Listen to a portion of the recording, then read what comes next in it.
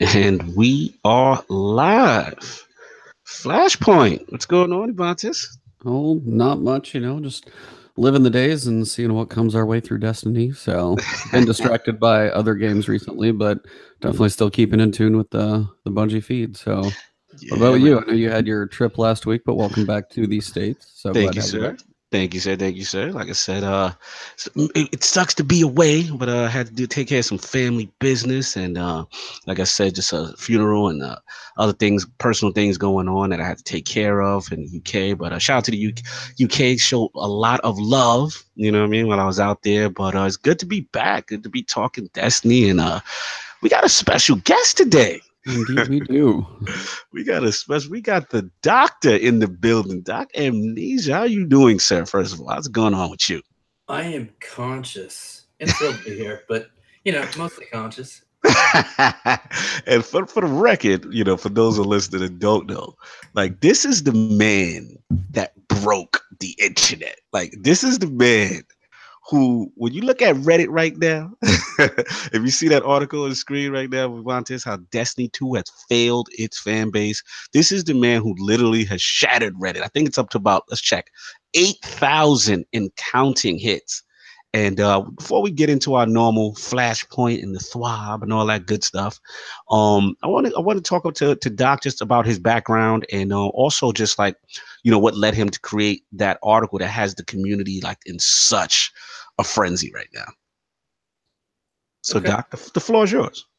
Okay. Well, I am. I guess you could say I'm a freelance games journalist. I'm not like like Jason Schreier or somebody amazing like that who goes around and does like interviews with people and all that cool stuff. What I do is I do deep dives into mechanics. So I look at what makes a game work, why it works, all that stuff, and I try to explain it. When I was really young, I used to watch things like Bill Nye or Mr. Rogers or whatever, and they'd always explain how things work. They make me feel smarter as a result. So, I wanted to kind of be that for people when I write about games, because most people are writing about like, here's what the fans are doing, or here's what here's what the developers did behind the scenes, and I don't have any of that access. I'm just a, poor kid in Kansas. So I started talking about, well, here's why you like the game you like, or here's why you don't like the game you don't. So one thing I've always wanted to do when after Destiny 2 came out, it was clear that there were some problems. I really wanted to interview like Chris Barrett. I haven't really got to do many interviews, so I really wanted to do that. So I pitched it, and they got back to me at US Gamer, and Kat, my editor there, she goes, I think she's the editor-in-chief actually. She goes, she's like, I'm not really sure about that piece, but we were planning to do one about why Destiny 2 is kind of like doing so poorly. So could you talk about that? So I was like, sure, I will absolutely talk about that. Because, I love the game. I have, 1,000 something hours in the first game,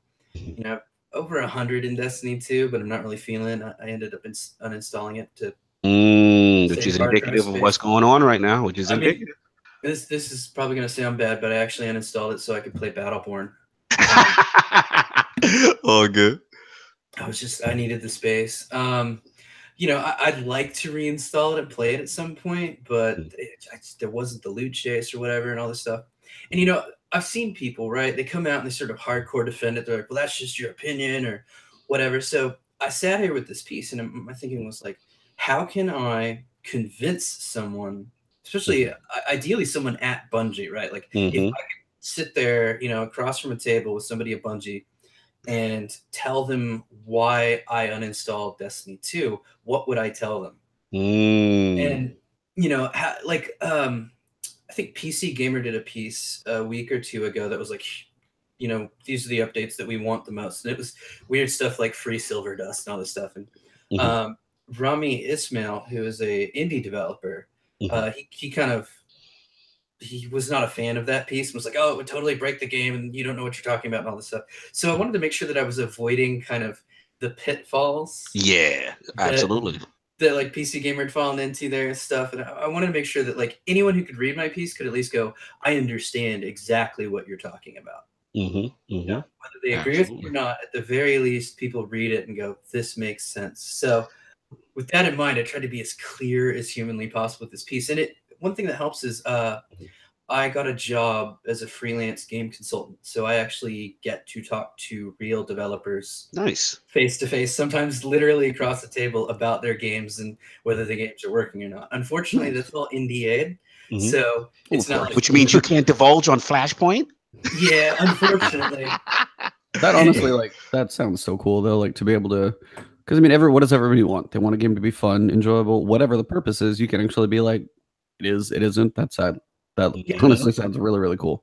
Yeah, it's really neat because like developers often have a lot of different questions about what they want. And so like my job there has been to sort of help them make the game better. And so there were some people who responded to my piece going like, one thing that they really liked about it is it's not like angry or hateful or whatever. It's like very clear. And it was like, well, you know, my thing was to go, like, as you notice, I start that piece and I did as much as I could to prove factually that the game is performing poorly. Because the first thing I wanted to do was make sure that people, no one goes like hops in and goes, Destiny is okay and I'm defending it, everything is fine. Like, I wanted to be clear, nothing is fine and we have to fix it. And you got that across very well. And what I really want to stress is that, and I know me and you spoke offline earlier, the strength about the article is that, again, it's not coming from this like very inflammatory place. It's coming from a passionate perspective. And this is how a lot of the hardcore community feels. And one thing that I really liked is that you have a gift of really articulating what the community feels. Because I felt everything you wrote down, you know, like I read through and I was like, yes. Like, and just all the way through, I'm like, Yep, absolutely. And I'm literally smiling and shaking my head, and I'm like, yes, this is what I'm talking about. And what I love that you did is you also cited, especially when you got into the whack-a-mole section, if you scroll down to that party Ebontis, is that like it really nailed how Bungie sometimes would just come with like an over heavy hand as far as a solution to things, which like would nerf a whole entire class because one, you know, weapon, you know, for example, was overperforming or something like that. So you really emphasize about taking the fun away. You know what I mean? Fun fact about that section. That section was twice as long. You could probably make it like a book on some of that stuff. Oh yeah, and my editor was like, I had there's like my main editor who like gives me the assignments, everything, and then there's Katie, who's an amazing editor who's does like the grammar fixes and the readability stuff that you know helps. I'm sure they would throw my work in the trash. I got Sam told in the chat. He's my lord editor. He fixes my little pieces. I will say that Kat and Katie are absolutely amazing. And there was someone I hadn't worked with before, Tom, who was really helpful too. But so Katie came in and she looked at it and she's like, this section is really long. And I was like, yeah, it kind of is. What I find is that like the fans, like the Destiny fans, really love the detail. Yes. So honestly, yeah, because if you've put 1,000 hours in, I put probably 2,000 hours in. I mean, all of us have when you put that much time into something, you're going to have some detail to talk about. Yeah, if you just go, hey, they nerfed hunters and it sucked, like, like it's true, right? Yeah, that's useless commentary. A lot of us could remember it, but I was able to get that note, and so I don't know if you guys remember the LDR nerf from absolutely do. Right, LDR was the best, and it wasn't just the best because it was a good gun, but it was like the best because they nerfed everything else. So, I described it as like, if the water levels are rising in a flood, it's people trying to find the highest points they can. That was how I explained it to my brother back in the day when we were talking about it. But it was like, here's this gun that's really popular. And Bungie goes, well, it's popular, so we're going to nerf it. So I went through that patch note. I pointed out that I think it's Doom of Chelchis. No, wait, that's not the... What's the machine gun? That's the King's Fall Scout rifle. Doom of Chelchis with the King's Fall. Yeah, it's a scout rifle. What's the heavy machine gun? Heavy machine gun from the Taken raid? Yeah, from that raid. Oh, I remember that brain one. Now. I know. Quillis Terminus. Yes. Quillum Terminus. Terminus, yes. Yeah, so that one, they nerfed it in the exact same patch. So I talked about how LDR and Terminus both got these sort of huge nerfs when I would have rather seen guns I hated using, like Doom of Chelchis, which is okay, but like... Don't even get me started on some of the King's Fall guns. I was like, they should be better, right? Like Mhm. they all have awful stability and all this other stuff. Like they're not fun in my opinion. Worst auto rifle ever. Ever. Hand cannon was yes. trash. I think that was when they were just adding Cocoon on everything, right? Yep. Wasn't that during that Yeah, rate? That was Cocoon. Fun fact on this little indie game I'm working on, Cocoon's just a default thing. That's how the game works. That's cool. I think it's I think we only do it when you're at 0 ammo and you pick up new ammo. So if you have ammo already, it won't work. But like if you're at absolute 0, you will always get ammo reloaded into the gun. Gotcha. Nice. Kind of cool. Nice. But so I listed like all these times Bungie had did it, and I felt that I was, by doing that, I was kind of explaining, hey, Bungie nerfs all the time. But they're like, you really only need like 1 or 2 examples. So I went with that Hunter nerf because like I realized that doesn't really apply to like Warlocks and Titans. They generally get lots of buffs and stuff because Bungie plays Warlocks and Titans. But easy on that Warlock talk, but I understand. I think everyone I've ever met at Bungie or seen play at Bungie is a Warlock. Like it's clear they enjoy it. I can't lie. Even I won't say there's favoritism, but I do for you guys that are hunters, I can understand the frustrations. Well, I mean, look at your class skill for Destiny 2. That alone probably covers the lack of love for that class. Yeah, I will say I love the dodge roll like as a mechanic, but like that just kind of used to be a thing in Destiny 1. Yes. Yeah. Hunters deserve better. Like, here's an example, right? If I punch somebody with my throwing knife in Destiny, the throwing knife just goes flying if I miss. It's gone, and I've lost my skill. If you punch somebody and miss with like your Warlock punch, you get it back. Right? Like, you don't use it. It only uses if it connects. And so, that's one of those things that hunters just don't get for some reason. So hunters have all these disadvantages. I talked about it back when the beta came out in like July, right? No. I hate the fact that unicorns got removed from the game, all this stuff. But for me, that part of the patch notes where the guy from Bungie goes, we don't really know why this grenade's popular, but we're nerfing it anyways. That to me is the best description of Bungie's methodology that I've ever seen. So I had to use that example because it's like straight up going, we actually don't know why it's popular. And it's like, well, if you talk to the players, you'd understand the reason that hunters have the best like win rates in the game. Actually, I don't even know if it's win rates, it's pick rate. Right. Like more people pick hunters than any other class. And I'll just be honest, there's 2 reasons for it. One is when you're creating a character, the cloak looks cooler. They have the best class item for sure. The cloak is pimp. Okay, front.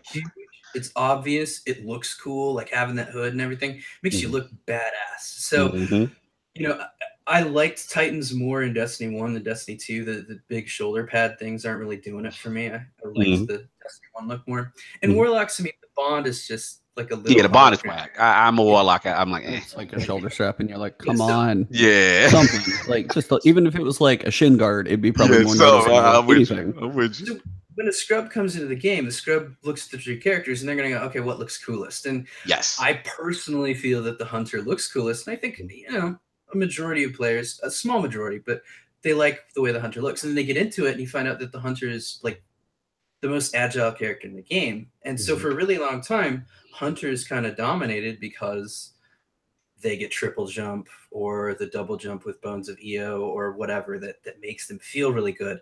And with a Warlock, I think that jump is a little bit like I personally don't enjoy the way it feels. Gotcha. That jump though. You mean the floof? Yes, because I effectively it's just too floaty. Yeah. So I think a really high level player who's all about the air game is going to be somebody who likes these really precise, stiff jumps. Absolutely. And so Bungie didn't do anything with the hunter jumps, and they shouldn't because those jumps are perfect. They should have buffed the other jumps. Once players discover the Titan skating glitch, and I insist that it's a glitch. Like there was some guy in the Reddit who was so mad at me because he thought glitches could only be bad things, but like it's a really fun glitch. Titan skating is great. Once you get those good players, like Ninja with no L and a few other people I've seen just are phenomenal Titan skaters. Once they got that, then we saw more people playing Titans because maneuverability is everything. So for some reason, Bungie was like, we're just going to remove the only solar sticky grenade. Yeah, about And, that. you know, but it felt good, and it's the only solar grenade that had a exotic. So like, there's your reasons for using it, right? Mhm. You know, I don't like the other two grenades. I think they feel like garbage. Like, just personally. The firebolt and the solar. No, hunters don't have firebolt. They have. Oh, sorry, you were talking about. I Yeah, was thinking sorry. warlock. I was thinking warlock.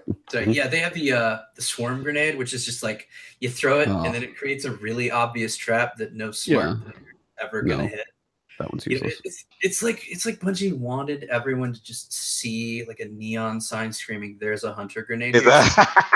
They made 2 trapper grenades, and like one was trapper sticky, and that's what made it cool. So, you know, I think they gave it a buff of 7%.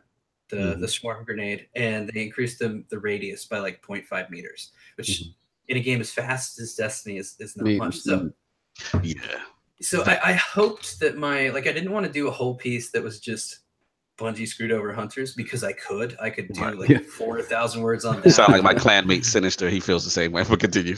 Yeah, so like, I'd written about it in the beta. I could totally do a piece on it if US Gamer will, you know, wants to let me do it. That's really up to them. But I didn't want to do a whole piece on that. Like, for me, what I really want to do is I was like, I have 2 main concerns. There are 2 things that could really bring me back to Destiny. And so I wanted to talk about them, but I knew that before I got there, you know, first I had to prove there was a problem, and then I had to go, okay, I need everyone to understand that this is how Bungie patches their games, and this is why I felt less exciting in playing. It's just like, I think at one point I actually had speculation in there, and speculation is generally not good for these pieces, but I had speculation that like Bungie made Destiny 2 as boring as it was, just to avoid having to ever patch the way that they had to patch in Destiny 1.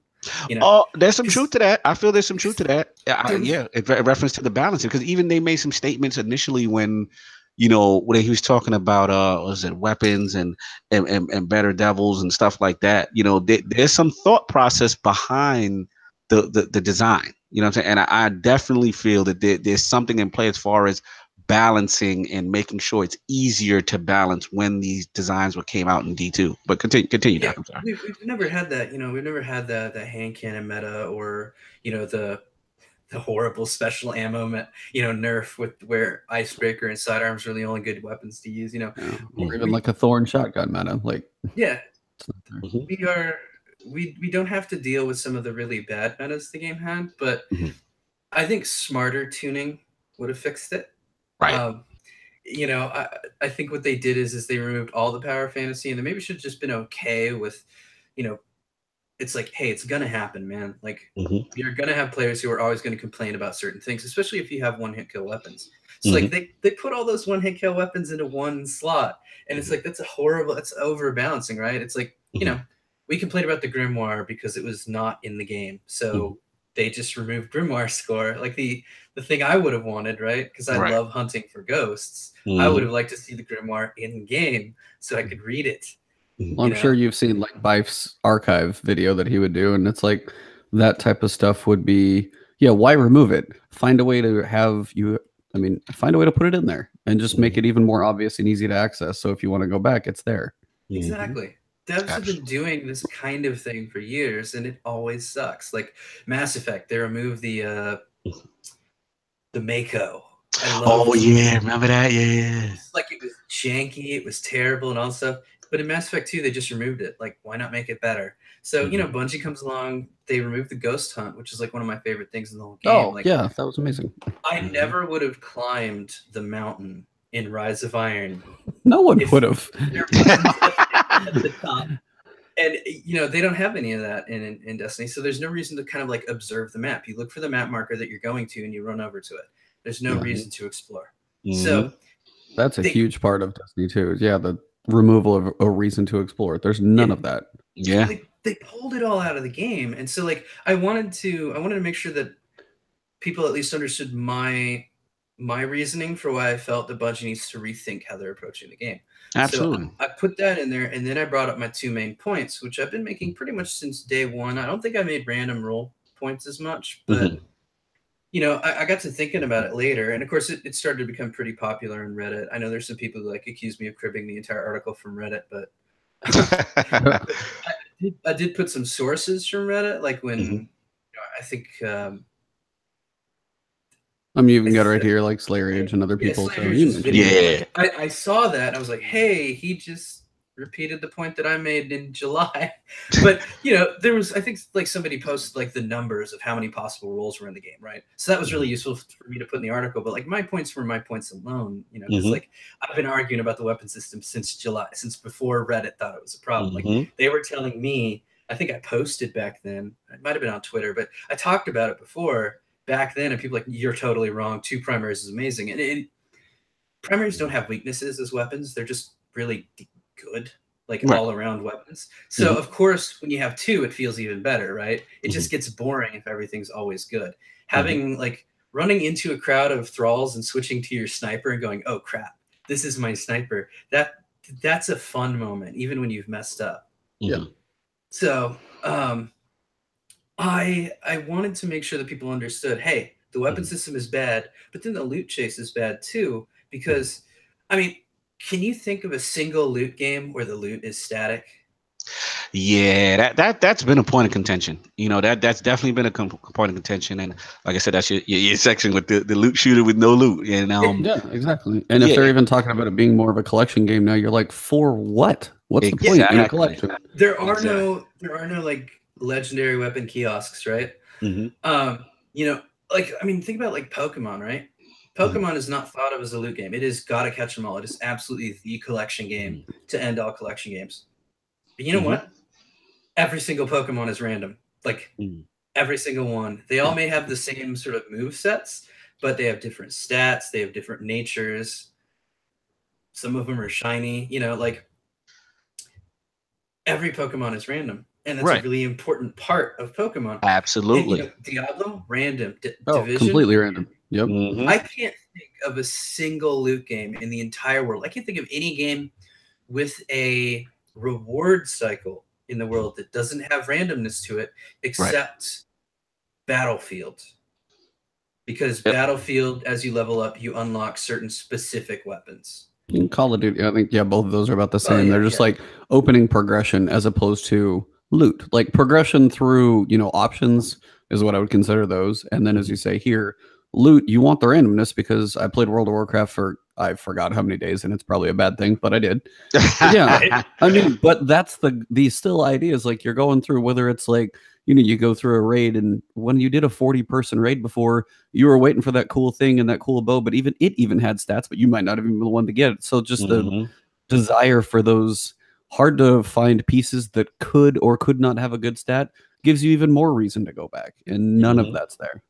I've heard some people on Reddit at least say that there are people from Bungie who are bad at like picking the right skills, or somebody said today that that guy who does Sandbox, is it Wisniewski? I don't know. Yeah, I believe so. Yeah. One of the ones who spoke today. Yeah, he said that like perks give him a headache or something. So, and I don't know if that's true, right? Like I've never heard him say it, so I don't know. I don't think anybody's lying, but that's just personally where I'm at. And I feel like, well, if you're working on a game that has loot, even if you don't like it, like this is the game you chose to make. This is the game you're employed to make. So you gotta make that loot matter. You gotta absolutely. Like, you can't reward somebody. As Luke says right there on screen, how can my 2nd, 3rd, and 10th Better Devils hand cane to be interesting? Like the only way still never answered that Better Devils is interesting is if it's random. Like I think I have a larger mag size Better Devils Master Art, and you got one. One extra bullet for that rare drop of your favorite gun, or you grind for the cores. Yeah, I actually had to grind for the cores. Yeah, me too. I didn't never go into. So like, wow, 1 extra bullet. I mean, at least Field Scout back in year 1 gave me like 3 extra bullets for my Fatebringer, and then a huge extra mag increase. Like, I think I had 30 or 40 extra bullets in my mag for Fatebringer back in the day. My other I love Bungie. Go ahead. So that was just when I love Bungie, was when upgrades were large, and now they're like 1 extra bullet, and that's.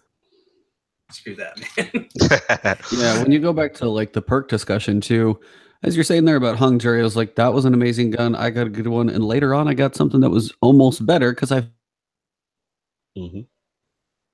Bontis, we lost you.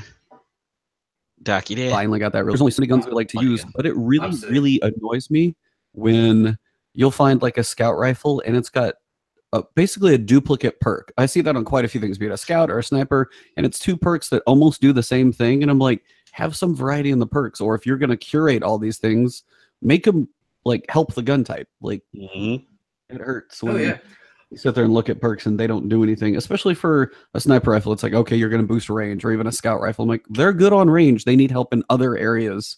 So I was browsing my inventory for this new piece I'm working on, and because I wanted to revisit this loot part, I want to talk about it a little bit more in depth, and because it's a piece on basically the patch notes we want to see for Destiny 2, like, and it's kind of changed into more like this is what would bring people back, because like zone chat is not going to bring people back. No. You know, I don't think glory or whatever that crucible thing is going to bring people back. Like getting a little bit extra score, like valor, it's cool. But I don't think it's going to bring people back. But I was going through my inventory and I found this amazing cryptic dragon that is, it's got outlaw and explosive rounds on it and Zen moment. Like, wow, that is a better scout rifle, and it's that was a random drop. Like that's a 388 one, so it's not a vendor roll because he never sold it. You know, I mean, Zen moment makes it more accurate. Outlaw lets it reload faster, and explosive rounds on Cryptic Dragon is like the perfect Cryptic Dragon to begin with. You know, that's better than Nameless Midnight. Like the craps on Nameless Midnight. You know, and I love Nameless Midnight. And I love Nameless. I'm a huge fan of Nameless Midnight. It feels great. It looks great, especially now that I have the black and gold skin on it. Like I love my Nameless Midnight, but my Cryptic Dragon craps all over it. And nice.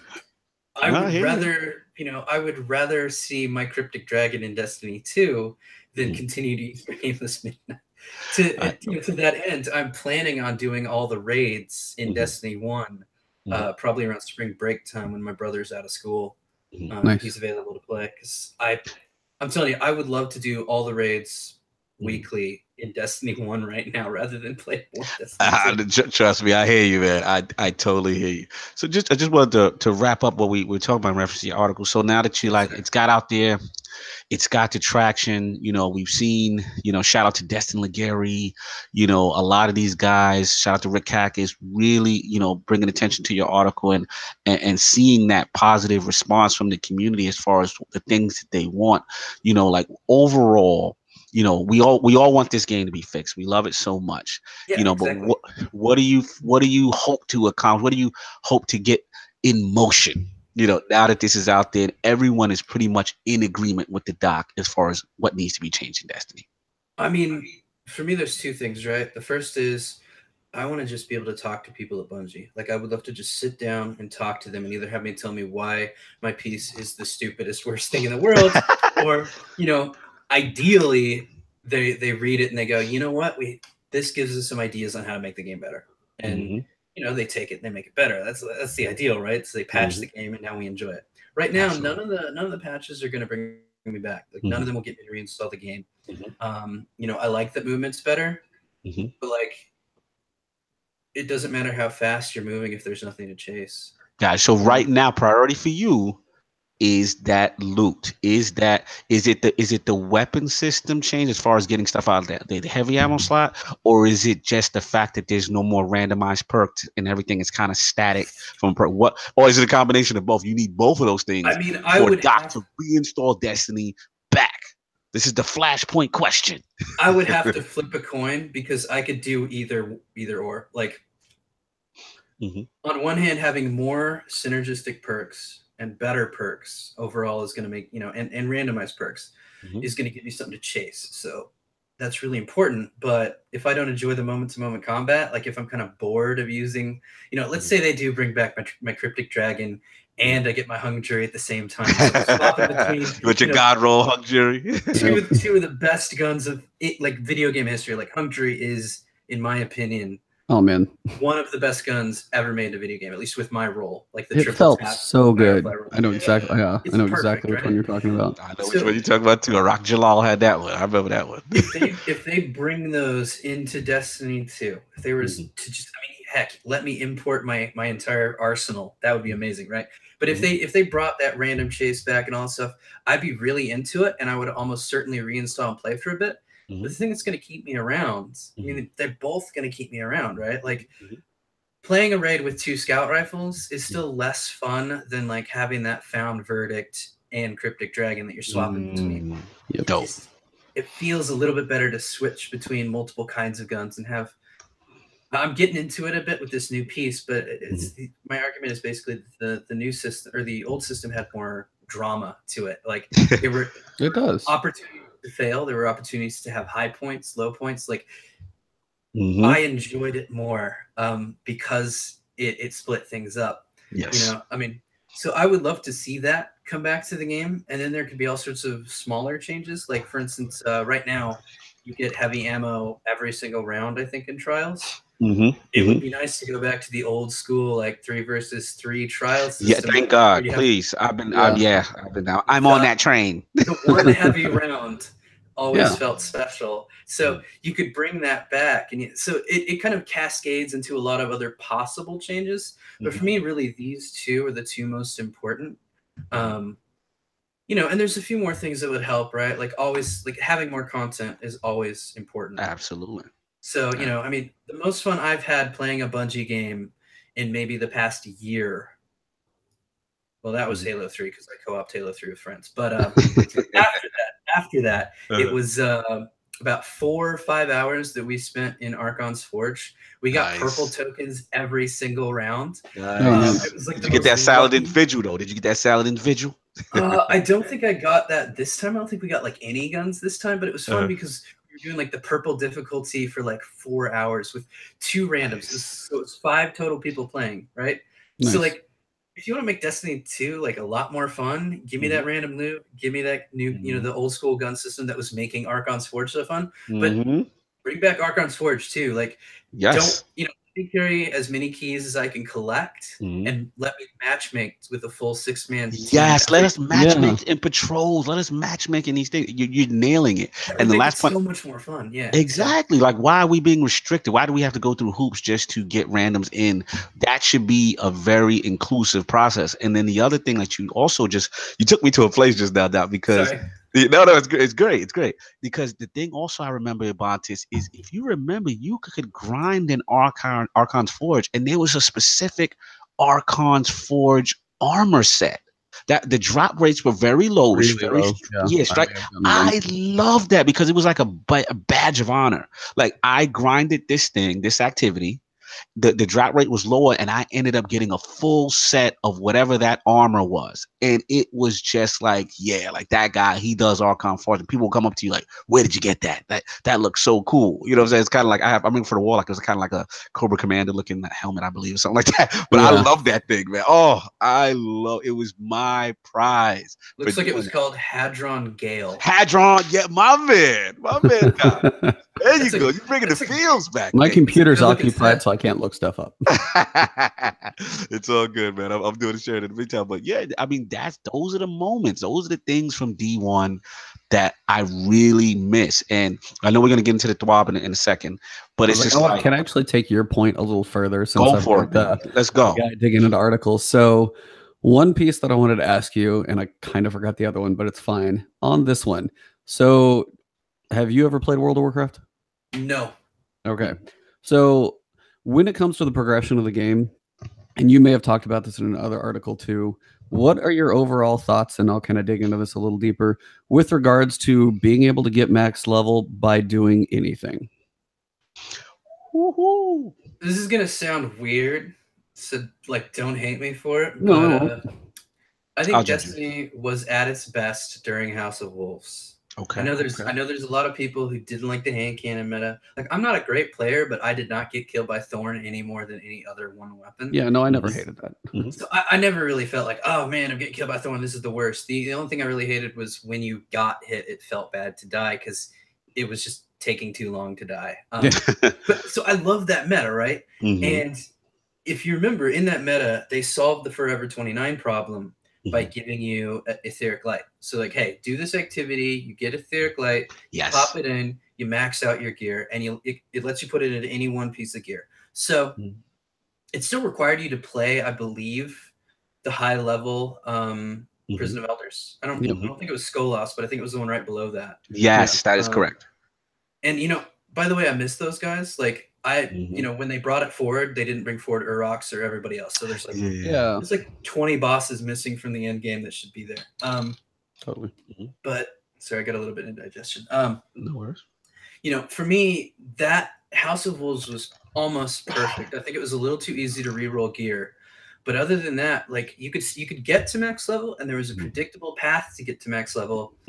But it wasn't like some guy could hop in and grind for a week and get really lucky and get through it. It was like, thank you. I think you got 1 or 2 etheric light a week. So it was going to take you some time.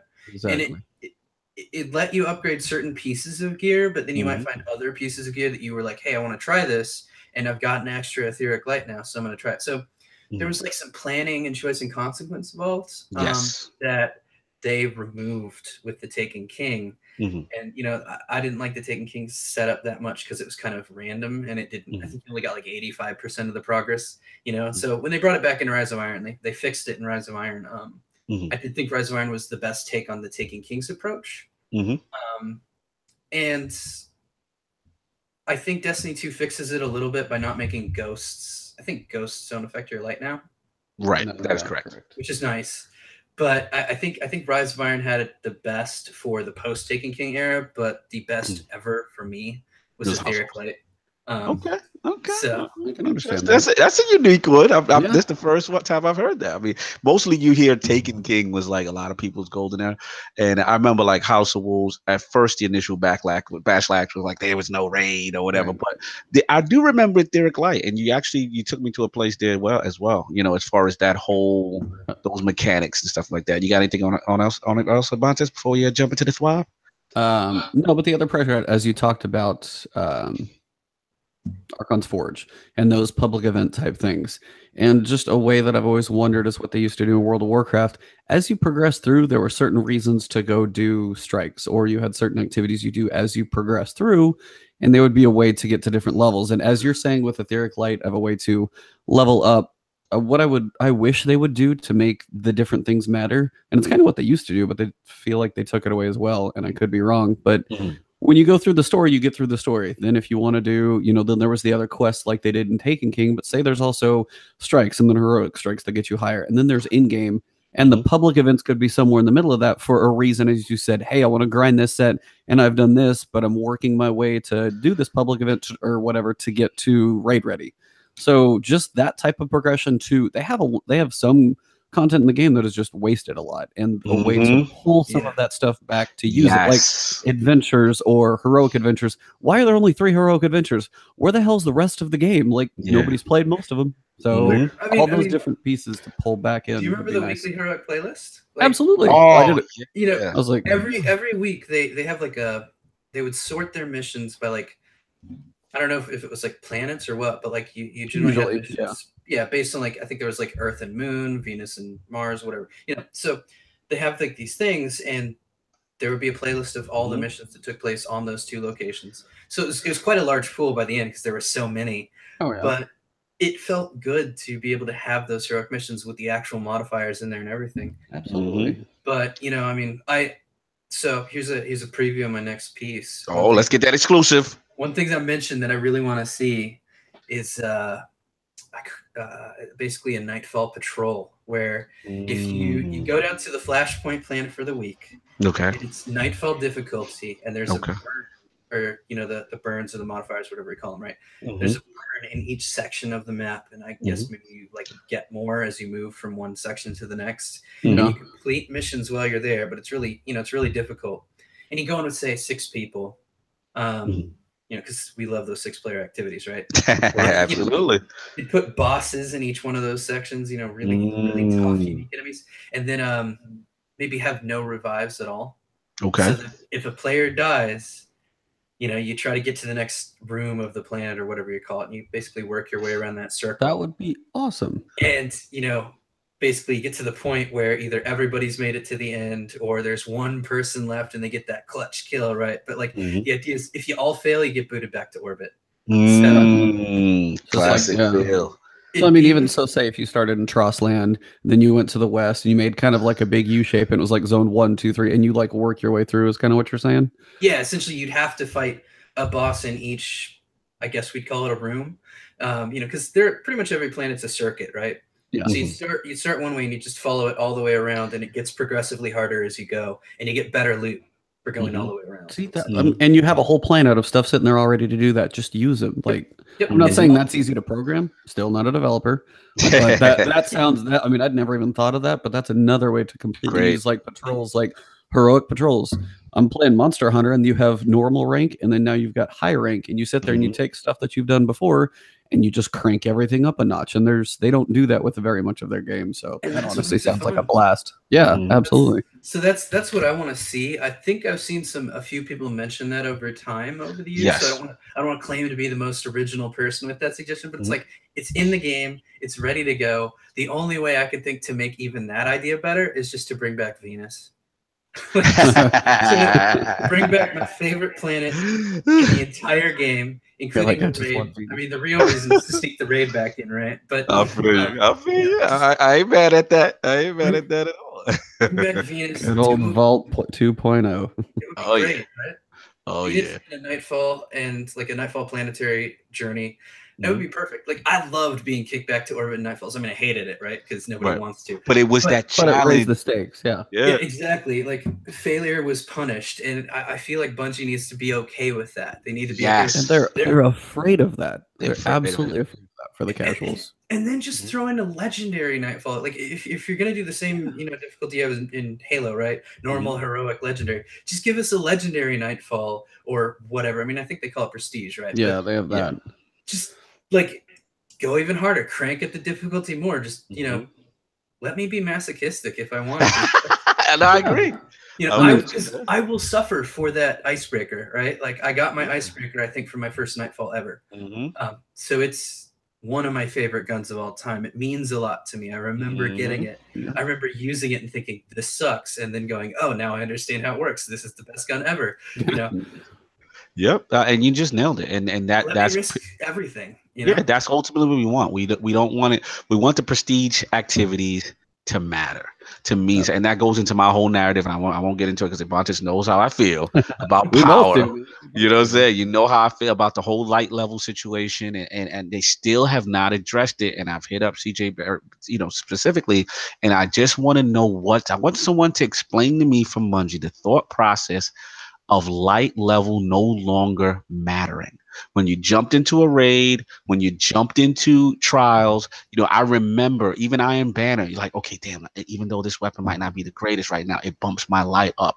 And yes, was the was the advantage so significant? No, it's probably like point so something, but it rewarded the people who grinded the game, who had the highest light gear, and there should be no excuse that if I'm doing a raid layer, and we had Addict on Flashpoint 2, Gaming Addict, and we talked about it, like when the raid layer came out, and he's like, Cognito, I want you to jump in, and I'm like, dude, I'm not of light level. I'm like only a 315 or whatever it was. He's like, it doesn't matter. I'm like, are you serious? And I literally jumped in the new raid layer, Eater of Worlds. It meant nothing. I was not dying any faster. There was no scalability. And I'm like, wow, like it just really surprised me that I was able to play high level content. You know what I'm saying? And I'll go into it for Holden. You know how I feel. I want to push Hawthorne off a cliff. I like the clan aspect, but I don't like, this chick giving out raid gear and trials gear to my clan that hasn't even touched and stepped in. We know we'll get into that. So let me calm down. let's get into the TWAB. All right, I will switch over the screen here. You know what I'm saying? Let's get into that because we do got some positive stuff to talk about. Let's see what's going on. So, I mean, you guys can read it on screen like I can. You guys have been running, so I'm here to comment as well. So feel free to jump in. All right, I'll let you kick it off with the what they're talking about initially. So this week at Bungie, first they talked about Crimson Days. I mean, they basically just said, the decorations are up, it's running. They have the full details. I talked about that in full depth of what they were bringing back last week. But what do you guys think of it so far? You've got the rewards on a checklist, you've got the engrams flowing just with ease all over the place, these certain activities. mean, I'm kind of summing stuff up here, but certain activities like the Nightfall gets you a dance, or the raid gets you a skin. I mean, these are all positive steps, as you guys have saying, but for, you know, Doc over there, it's like, is any of this stuff even remotely enough for people who've left the game? Right. Well, for Doc, this ain't bringing Doc back. As someone who, yeah, exactly. As somebody who left the game, like, I'll admit, if I didn't have my data cap going on right now, it's going till Saturday, so I can't install any new games. You know, let's say I've only got room to install one more game. Do I do Kingdom Come or do I do Destiny 2? I'm leaning Kingdom Come right now. Like, I want to get back into Destiny, but like a dance isn't going to bring me back to Destiny. That hot emote at the end of the Nightfall ain't gonna bring you back. Yeah, exactly. A ghost shell, that ain't bringing me back. Like, ghosts don't even do anything anyway, except the one or two exotic ones. But ghosts are more useless than most things in the game. And by the way, I'd love to see artifacts, but that's a different matter entirely. Oh, that would be great. Yeah, that would be great too. Like those things would all make my life better if I was still playing the game. But like, Crucible for me is not fun because I can't shotgun people. Like, I was never a slide shot or anything. I was never even that good at the game. But you know, I mean, I'm the guy who literally wrote Kotaku's like best shotguns of all time list. I'm a very big shotgun guy. Nice. You would have fell into his lie, guy. Yeah, absolutely. Fellwinter's lie. I liked my Found Verdict more than Fellwinter's lie. Oh yeah, Found was lit. Found was lit. It was faster. No Party Crasher +2. I finally got a Party Crasher, and it had the range perks on it. It was neat, but by that time, everybody was blink shotting and all this stuff, and I hated using blinks. So. Yeah, you sound a lot like me. I love shotguns, and I was never a slide shot or blink or anything, but I still just enjoyed like running around corners and be like, "Sup," and see ya.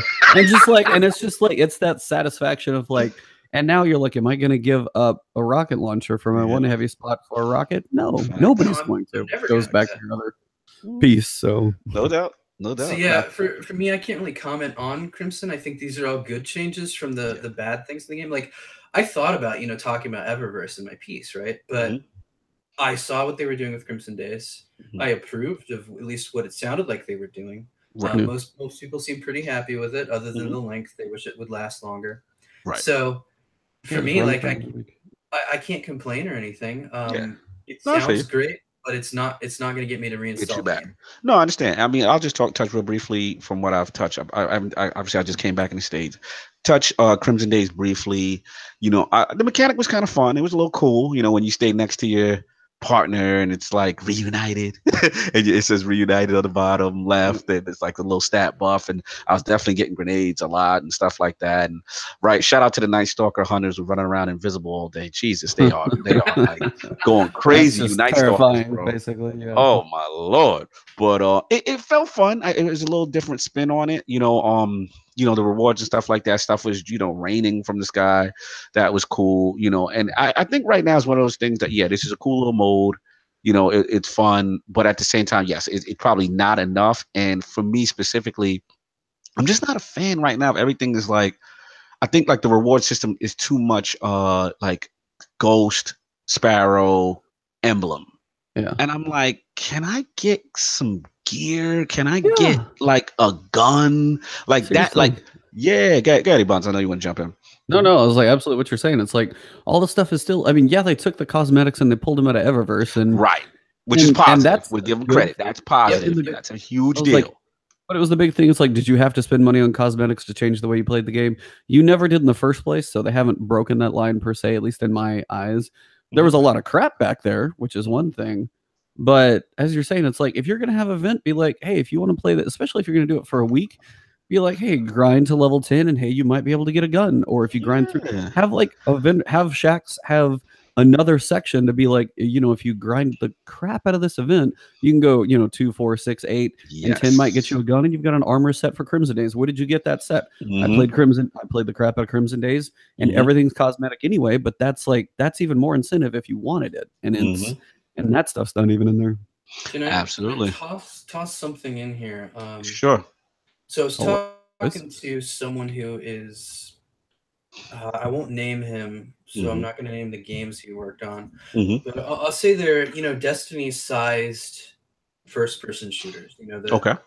Yeah, we're talking games that sell like Destiny and Call of Duty do, right? Yep. Mm-hmm. And he said he got interviewed to work at Bungie, and he almost took the job, but he kind of hesitated because he felt they were too reliant on data.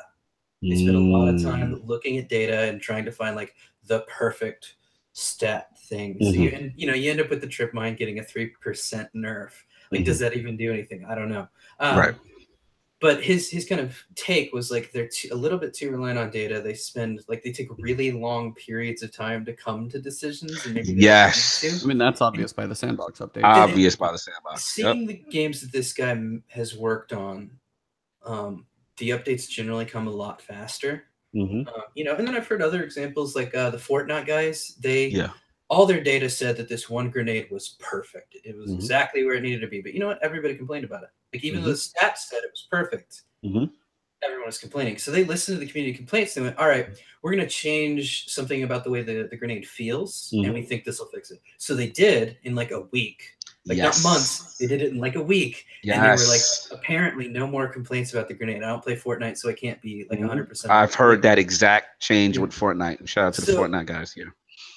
Making these, I think, quick changes based on, listening to people, just, hey, what are you hearing and how are you feeling? I think that's going to help. And I think the reason Crimson Days doesn't have like a bunch of guns and stuff is, the reason guns don't have multiple perks and all that stuff is because Bungie's so, and again, this is all, me being like, I think it's an informed opinion, but it is my opinion based on being somebody outside the game. I think Bungie is just, they want to take everything through a really lengthy vetting process. And so I would just, like, if it were up to me, right, I would be like, screw it. Here's the shotgun. It has 6 rounds. It has really nice range. We, pulling that one hit kill range a lot, but like make it a 2-shot at really long ranges. It feels nice. I'd just be like, dump that in the game. We'll see how it goes for Crimson Days. If people don't like it, we'll tune it next week. And, I mean, I can tune guns in Unreal Engine in 2 minutes. Like, I literally just open up the file, I tweak one value, I test it. That's how long it takes me. I don't know why it takes Bungie so long to do things. No, I think you just nailed it. I think you literally answered your own question. I think it's literally that vetting process and really over analyzing that data. They're very data heavy, and I completely agree with that. I think that it's a very slow approach. And at the same time, it's like balance is one thing, but if your base is saying that this isn't fun, exactly. I mean, that's what is a game. I said that on one of mine because sorry to interrupt. So hold that thought. No, it was what I said before. When we were waiting for the big update on like January 11th or 10th or whatever that was, 11th. When we were, 11th? Yeah. When we were all sitting on Twitter waiting for that F5, I sent that message to you, Cognito. I was like, literally the tension is palpable. Like, and we're waiting on an update from a developer and we're going to crucify them either way. They're not going to be able to live up to the hope of this giant bar. We're hoping to be like, they're going to make our game better. I'm like, that stuff's going to take like Destiny 2 2.0, like Taken King. It's going to take that long. And, but you're at the point where it's like, the biggest thing is it's fun. Yes. Where's the and that's kind of where I led to. I was like, a game should be fun. If you don't find this game entertaining and enjoyable, there are hopefully other games out there that do that. No game should bring you to the point of hatred, anger, threats, anything like that, because that's not what they're for. If you don't find this fun and you feel those emotions, go do something else because it's not healthy for you. Absolutely. So, the most fun I ever had playing Destiny 2 was the Prometheus Lens weekend. Everyone said I have a Bungie messed up. They messed up. They made the weapon too powerful. I don't know how a company so reliant on data gets one gun wrong like that, but it was awesome. Like getting it wrong was the best thing they ever did. And then they're like, okay, so we have the one Prometheus this weekend. We're nerfing it. I'm over here going, guys, just make a laser tag mode. Like make that. Instajib is one of my favorite things from Unreal Tournament. Like so. Bring that back for Destiny. It's like a playlist. I mean, I like shotgun snipers from Halo. Bring that back.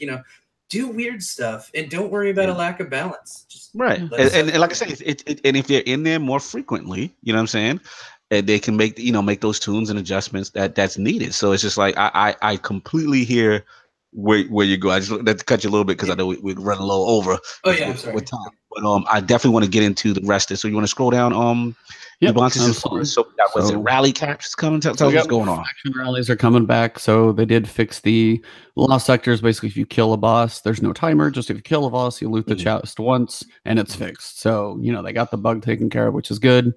Same armor sets as before. So still the same ones that you're working on. If you got your full new monarchy set, then hey, maybe you go crunch for something else. They did say there's going to be more weapons within the packages as opposed to just the sidearm. So yes, I saw that. So now it looks like they've added new weapons to the pool, as opposed to just the one winning weapon from the winning, the potential winning weapons from the following week, right? Yeah. So we have the scout rifles from last time on the lower picture, and then up on the top it looks like, I don't know what this one's going to be. Maybe a pulse rifle because the barrel still looks long. Rifle. Oh, yeah, linear fusion. Yep.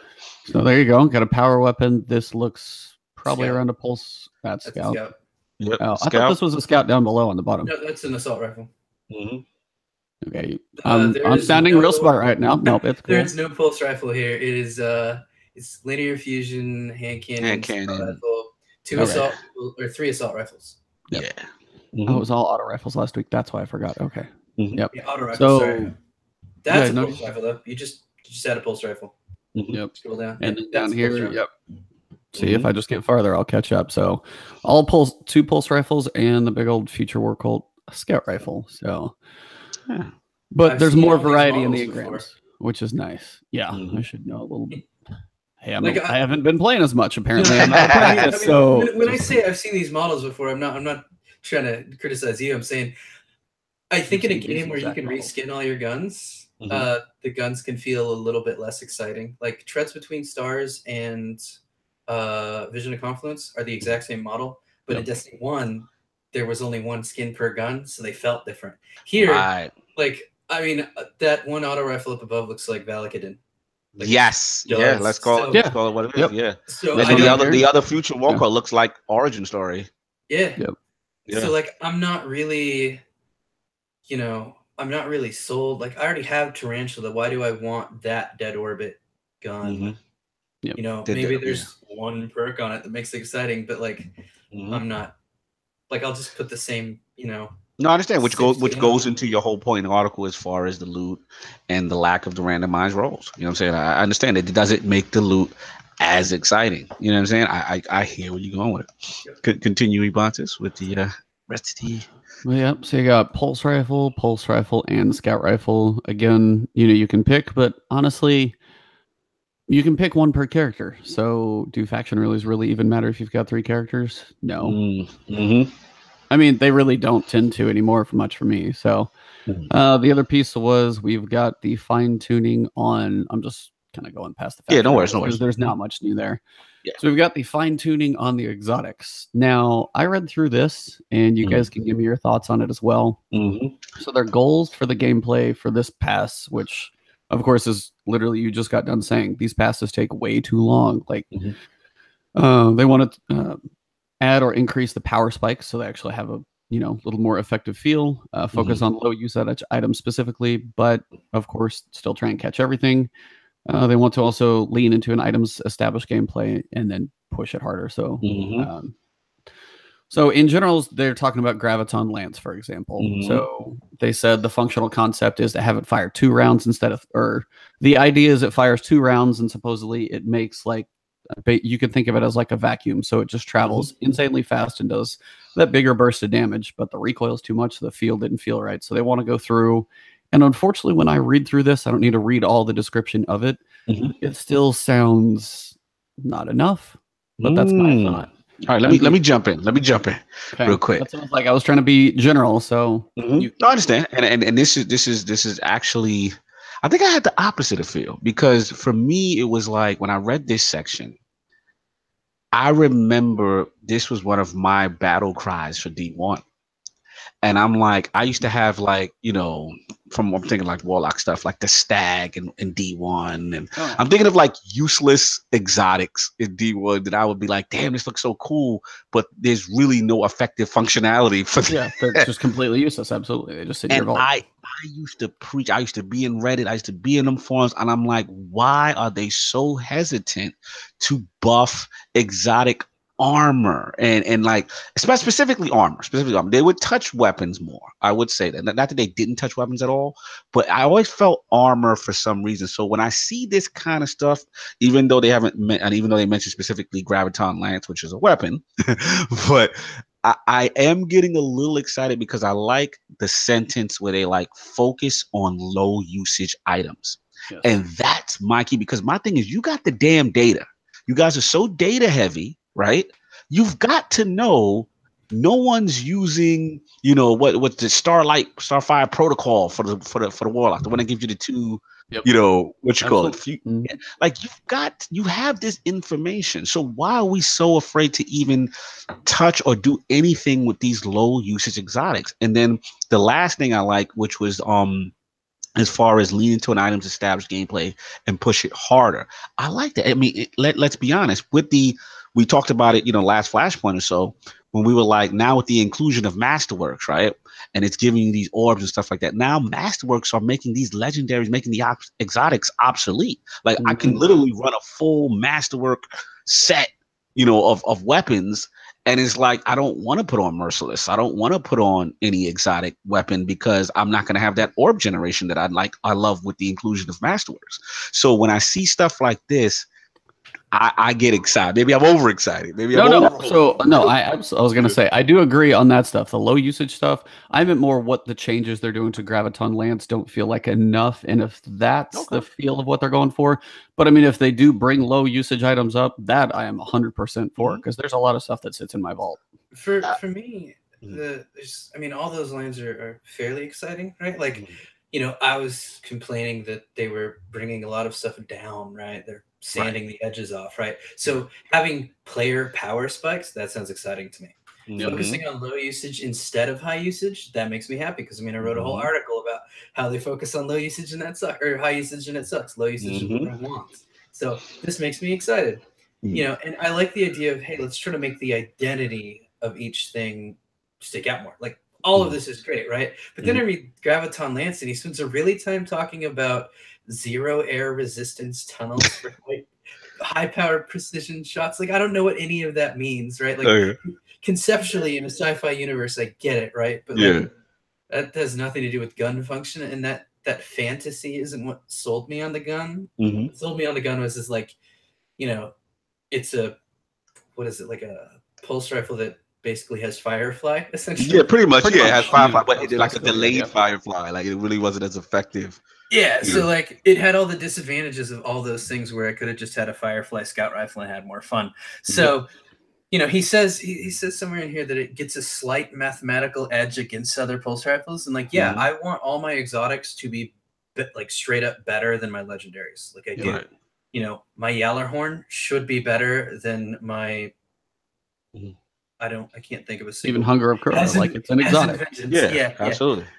So it needs to be better than that. You know, my Universal Remote should be better than everything, even though it's Universal Remote, so it's the worst gun ever. You know, I'm joking. I actually thought it was a pretty fun gun. You know, primary shotgun, that's amazing, right? But Graviton Lance doesn't sound exciting because it's like Crimson, right? Crimson is Red Death, but with less ammo and less accuracy and range. So it made it worse. Seems like, it seems like the same thing. It's my freaking my hung jury, but less. But less. No, I understand you, son. So like, they're making it more powerful relative to Destiny 2 guns. I want it to be on par with Destiny 1 guns, which is a big ask, I know, but I don't care. Why should I care? It's the sequel. It should be bigger and better. No, I hear you. I mean, I totally hear where you're going with that as far as the power fantasy. And, I guess when I read this Graviton Lance thing, I wasn't as disappointed maybe as both of you guys are. But I understand what you guys are saying. In retrospect, you guys are correct that even with this specific type of a buff to Graviton Lance, this still is not in line with, like you said, like a hung jury from D1. I do want to correct myself though, really quick. He does say that it adds void projectiles that seek out remaining targets. That's what makes me go, hey, this sounds exotic. Like that kind of gets me interested now. I like that, and I like, you know, with the whole ragdoll part of the body instead of it, you know, with the flying backwards and out of range. You know what I'm saying? That the defeated opponent floats back up, makes the explosion bigger, increases the damage. You know what I'm saying? Like that to me is cool. So I gotta give him a little for me. I gotta give him a little props for that one. I think I mean in theory we got to see how it is in practice, right? We do still need to see it. But you know, in theory, what they said, it sound okay, you know, maybe. No, it was like, and I'm with you on that one, to where it's like, in theory, some of this stuff can be cool, but as I think I'm with Doc to basically be like, when it comes to exotics, if I have two that I'm gonna put in any slot, I want it to be a tough decision that whichever way I pick, it's gonna change the way I play, but in a way that both are noticeably different but noticeably fun. Fair enough. All right. And if it's not a big enough difference, then it doesn't live up to its name of exotic. And that was one of the ones in the giant update that hurt me the most. I was like, we want exotics to feel exotics. And there's a point where I'm going to leave the curse word out, but you're like, no kidding. Like, of course you do. Like, if it doesn't literally live up to the word exotic, like rare, like all of those things, then why are you calling it that? My decision-making process should be picking between Yellerhorn and Icebreaker. That's what I want my decision-making process for exotics to be. Do I want the best sniper of all time? Or do I want, I mean, that's actually Aphrodite's Spear, but do I want the best exotic sniper of all time? Or do I want Yellerhorn, you know? Like, making controversial statements. Well, it's you know, the final round Aphrodite's Spear is something else, especially with the, I think I had one with armor-piercing rounds. Before the nerf, you could find a round and punch somebody through cover. Like it was very strong, and I loved it. No doubt. All right. So what about that last paragraph you guys saw about the you know, as he goes on and he says, you know, as far as the weapons, the exotics that are not getting an update, he lists, you know, Merciless, Telesto, Warcliffe Claw, Mighty Multitude, Colony, Legend of Acreus, and Vigilance Wing. And then he goes on to explain about how Vigilance Wing, they're already going to benefit from these planned pulse rifle update. I'll just jump in real quick. I didn't necessarily get too, because I know a lot of you guys are not playing anymore, especially Doc. I didn't get too mad with these guys being off the list because I actually feel these ones, for the most part, are effective. Merciless to me is great in PvE. Telesto, I don't know. I maybe disagree with Telesto. Maybe I'll take that back. Warcliffe Claw is still beast for the most part, you know, except when it's a far away kind of a target. Like gotta be close. Yeah. Mida is Mida, you know, is always going to be that standard functionality in my opinion. Conley, me and Doc has went into this a lot offline. Not the greatest in PvE, but PvP, man. It's just two shots around a corner, and those spiders and those roaches, they get you. Legend of Acreus, I felt is really dominant in the right hands. I play a lot of PvP, and I felt like the range on that shotty is ridiculous, and the fact that it can actually kill guardians grouped up together. You know, it's a really powerful PvP and decent PvE for Yellow Bar. Vigilance Wings, I gotta see. I'm gonna give them the benefit of the doubt because I like it in practice. I still don't feel it's as effective as it should be. I mean, it's mostly Vigilance is mostly just a 5-shot burst, or what else? I mean, that's really long burst is boring in my opinion. Yeah, I was like, do something that needs something else. Telesto, if it's still just like Destiny 1 and you're not gonna touch it, then I don't know. Yeah, I was like, some of these, I mean, Merciless is, I mean, for PvE, it serves its purpose very well. Absolutely. Something like Wordcliff Coil, I wish when they talk about, like, say, exotic masterworks, take something like the exotic masterwork for Wordcliff Coil and say, you know, 1 or 2 of however many rockets spew out of that thing, because I've never counted, say 1 or 2 of them will hit your target that will go straight up. That's true. And a way to, you know, take those and escalate them. I agree. And actually, you made a good point with Wordcliff Coil, too, because if you remember when doing the Leviathan, that was one of my effective weapons for doing the bats when you had to shoot those chandelier things. Yeah. And for whatever reason, they just eliminate. It's useless now. Like they nerfed it because they didn't like the effectiveness of you getting rid of the chandeliers. And if everybody ran Wordcliff Coil, and this goes to Doc's point, it's like that heavy-handed kind of nerf that was kind of fun. That you're like, why no one's complaining? Like why do we need to do this? Yeah. Like literally, if you pull out Wordcliff Coil now And the people who run the Leviathan raid knows, you know, go to the royal baths. You have to run to the center. There's 3 sets of chandeliers on the top. And Warcliffe was so effective. And I was just like, why is it now? It literally does no damage to these things. Like, it's useless. So I'm just like, I don't get it.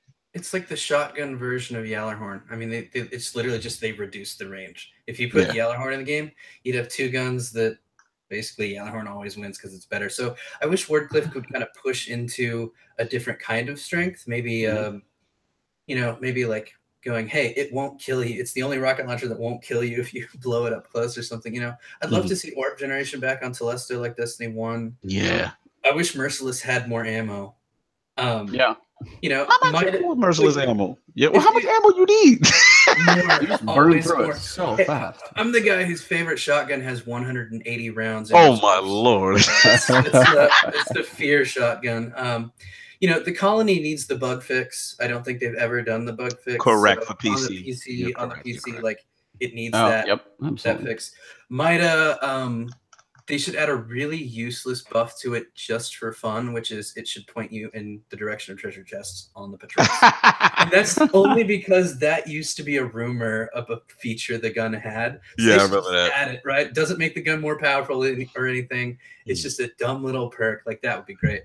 I never got Acreus. Like, I got the first tier of it, but I haven't done the prestige raid. So Acreus is beast, man. I got the full-fledged version. Acreus is Fellwinter's Lie D1, but actually better. The only weakness to Acreus is that I believe it's like 2 in the clip before you have to reload. And the reload is pretty terrible. But, you know, it's purpose to try to, I guess, to balance the weapon. But Legend of Acreus, the full version, it's beast. I'm going to have to eventually complete the raid and try it then. Yeah. Vigilance Wing, I wish they would just shrink the model size. Like, yeah, it's too big. It's way too big. It blocks my vision. Yeah, it's extra doofy. That's the only reason I never use it. So, yeah. But this does imply that Jade Rabbit is going to be fixed, which makes me happy. Yes, because Jade Rabbit is terrible. And as an Xbox guy who finally got Jade Rabbit now, I was so disappointed. I'm like, this is Hawk Moon 2.0 all over again for Xbox guys. We get nerfed version of a godlike gun that everyone was praising, and then we get it, and it's like, yeah, here you go. Here's this stripped down, super boring, not fun, not damaging Scout that I'm wasting an exotic slot for now. I got it a couple weeks ago in the original Destiny on the Xbox, and I jumped into the Crucible with it, and I think I went 2.0. Yeah, I had I always liked that gun in PvP. Jade Rabbit is amazing as a PvP gun in Destiny 1. In Destiny 1. Yep. In D1. I want that gun. I mean, I bought a bootleg Jade Rabbit t-shirt because I love that gun. So, like, yeah. It is my my spawn animation. It is I wore those awful hunter exotic pants because they have a Jade Rabbit on it. Like, I love the Jade Rabbit. So I want it fixed. I want them to be like, okay, this gun needs to be a beast. Here's how we're gonna fix it. No doubt. All right, Ebontis, you want to continue on, or with the rest of that segment? Yeah, there's not too much else. I mean, they just talk about, a couple clarifications for Crimson Days. The burnout map is here, and then we'll be joining the Crucible rotation, which is good. You've got the 2 sparrows, one from completing the activity, the other one is just just to back you up 1 second. They did talk about they're going to talk about exotic masterworks soon. Yeah, and I thought that was cool. Sorry, I didn't want to forget that one, because that was definitely something at least me personally excited for, because I do like masterworks. You know what I'm saying? Yeah. So to see what they do with that. But continue with the Crimson Clarity stuff. And then just said the undeterred exotic sparrow earned by participating in the playlist does not come from the engram, so you actually have to get it that way. And then the undefeated exotic sparrow does come from the engram, so it's on the list. So their knockout list hopefully sounds like it's working as intended. They just apparently needed to clarify that. And then outside of that, you got your movies of the week, and they said down below, still have a few more days of 2v2, and then we roll into faction rallies. I've been enjoying grabbing a partner, yada yada. We're always interested in your thoughts and some feedback and all that fun stuff. So that pretty much wraps up, this week at Bungie. Not too much else there. So Yep. Yeah, man. I mean, look, I didn't expect too much. I knew we had Crimson Days going on. Didn't expect too much other than that. I to be honest, I mean, I'm excited. I'm a low-key lover of faction rally, even though I pretty much got all my new monarchy gear ornament set. I finished my set last time, so yep. Right now I don't know. I think we may have missed this.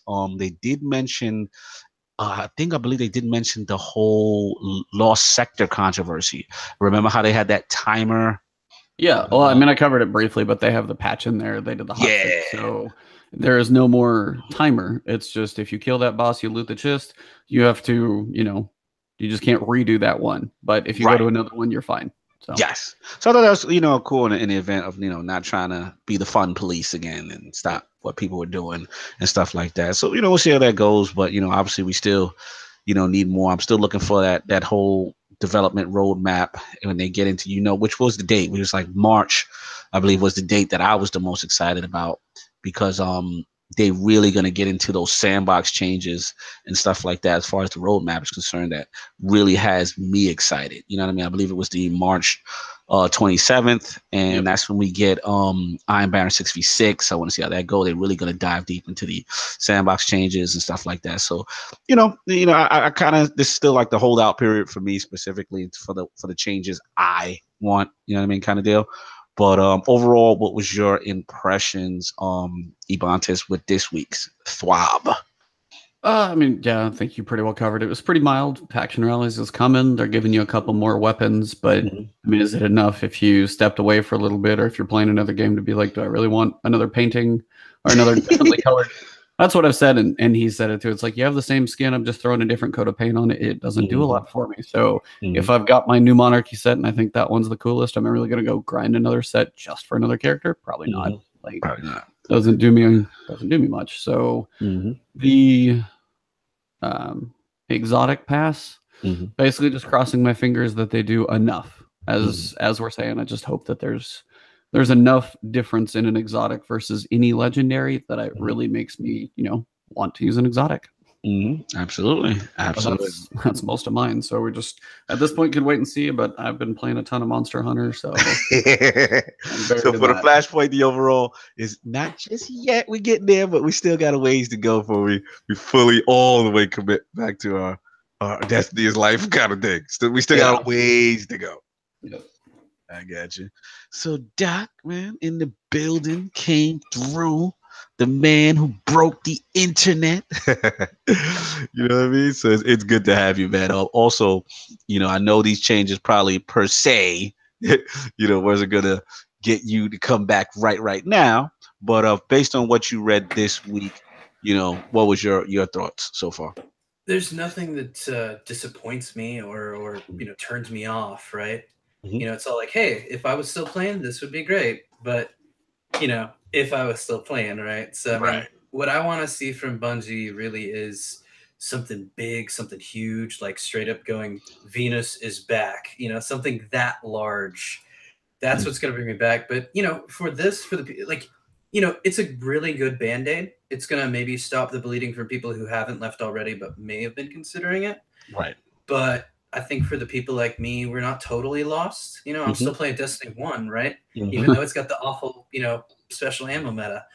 I prefer that to Destiny 2 right now. So hopefully they can bring me back. No doubt. I want to come back, like, more than anything. That's the one thing I want. So no doubt. Well, there was, like I said, there was a basically there was a hint, and I know Ebontis had talked about it before, where they said, what was the exact terminology, Ebontis, when they were talking about like weapon slot allocation or some terminology like that, and it was like, you're like, that could mean maybe, but because they said, they say sandbox changes and all those things, but you're talking about weapon slot allocation. You're like, there's only so many ways to take that. If you start screwing with the weapon slots, you have to be talking about what we're hoping for, or at least, or I'm completely clueless. Like, it's something I can't even think of. No, I agree. I'm hopeful, but cautious.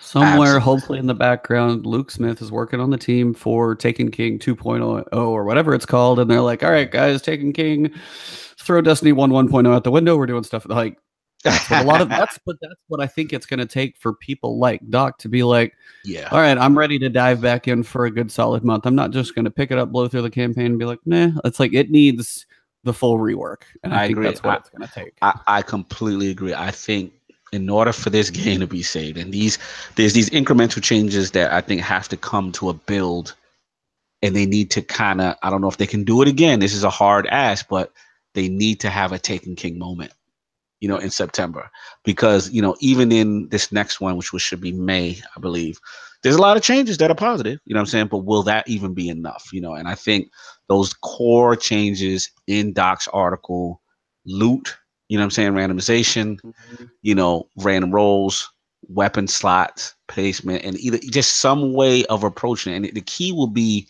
how dug in are there with this system that nobody likes as far as primaries, right? Specials and heavy. Like, how dug in are they development wise? Will they make that commitment? And to be honest, I think that really, you know, that hinges on the future of Destiny as far as where it goes as a game. Like, I mean, we all saw what happened to Division, right? Yeah. You know, we have real life examples that if you don't make these specific changes that the community wants, the community's gone, man. I mean, we see like guys are playing Monster Hunter. It's barren out here, man. You got Dado, you got you know, famous content creators from Destiny who are not making Destiny content. Right. I mean, like, it's also to the point of Destiny 1 came out in a time when people got hooked when there was less competition. You've got the viral piece of PUBG. Facts. You've got Fortnite. You've got a whole new world, especially in PC. You've got a lot of people that if they were going to like it, this thing has to be awesome because people who are hooked on other awesome things. Like Warframe. Yeah. I mean, yeah, and it's free. Yeah. And it's free. Did you guys know Warframe just did a patch where they buffed, I think, every single gun in the game, including good ones? Shots fired. They buffed everything. Yeah. And that's right there at Power Fantasy. Why do we play video games? Why are we Guardians? Because we want to feel like badasses. It's literally that simple. And when you take away the feeling, like when it feels monotonous with the team shotting, if it's just no gun feels cool, there's no point. So exactly, I'm with you on that one. The one thing last week, I know you guys weren't around, but when they had talked about the Activision call, yes. So that was just a brief little sidebar. What I mean, so they say a major expansion in the second half, right now. Typically, but you know, Bungie and Activision, I'm sure they have the release schedule where it's like it's likely to fall in September. Now you've got Red Dead Redemption in October, which is going to be a big pull from everything, which is terrifying for anything in October. But what I would rather see is it technically to still be the second half, but something like, give me December 15th. Take 3 more months and make this game what we want. Let people play the other things, or even I mean, it'd piss off Activision's investors and it'd be hard. Yeah. But I'd rather see them do it right and Taken King 2.0. Otherwise, you are probably almost done. Yeah. So, yeah. I agree. I mean, if they don't, that expansion to me is the only chance to get a guy like Doc back. Right. I think they can do it sooner than that. Like, honestly, if I have to wait until I got to buy a DLC that a lot of people are saying they like, but I don't know if I'm gonna like. That's not gonna work for me. If you remember, like Diablo 3, right?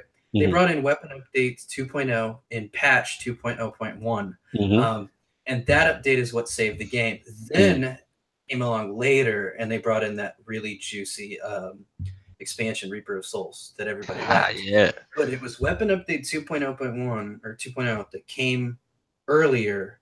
That is what saved Diablo 3. So I would like to see, you know, it doesn't have to be polished, doesn't have to be flawless, but just bring me back that randomized loot and that old school gun system. They already have all the data, so it's totally doable. You know, bring that in, maybe let me import my old gear if possible. Maybe add 1 planet from the original game, even if it's the, you know, even if it's whatever the smallest one, the moon, the smallest one, right? Or even if it's Phobos, which they're rumored to do. Oh yeah, that'd be great. You know, bring a bunch of small stuff in that ideally doesn't take too long, doesn't require a lot of new resources, just kind of changes up the flow of the game, makes the game feel good. And once you have that, then I'll buy the DLC. Because right now, even if it's the Taken King sized expansion, I'm buying Monster Hunter this fall. I probably won't be playing a lot of Destiny unless I'm already back into Destiny. Now here's the question for you, Doc. I want a summer patch. I hear you on the summer patch. So you're saying that even you need your weapon stuff, you need all that loose stuff, you need that prior. I need that pronto. Yeah. Gotcha. Okay. That makes sense. Fair enough, man.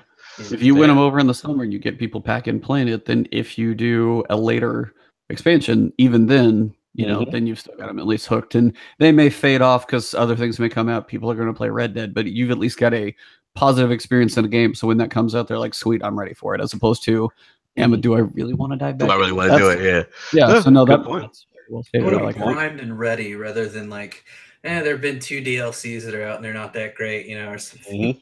No, absolutely. I mean, the new DLC may be great.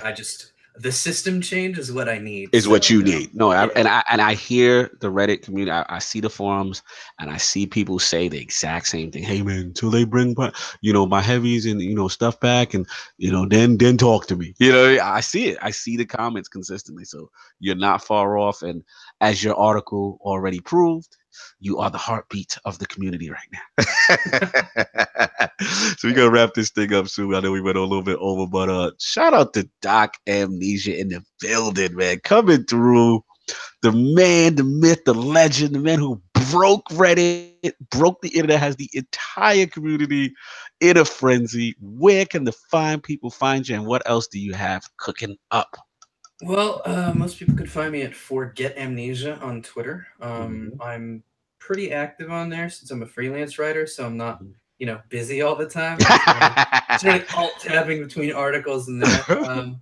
I got my next Destiny piece coming, which will be sort of like the changes I want to see, so it'll be a little bit more concrete. Okay, when are we looking forward to getting that? What's the time frame? I want to say next week because the first draft is done, but it's 4,800 words long. So I need to cut 1,600 words, and then it's going to take my editors a few days to get to it. So hopefully maybe mid next week. Okay, all right. So I've got that. Kotaku has an article from me that they've just been sitting on for a week called "Had a Game on a Budget" or something. Nice. About saving money buying video games. Nice. So we've got that going, and then I'll have a new piece for them soon, which might be on Batman Arkham Asylum. We'll see. Okay.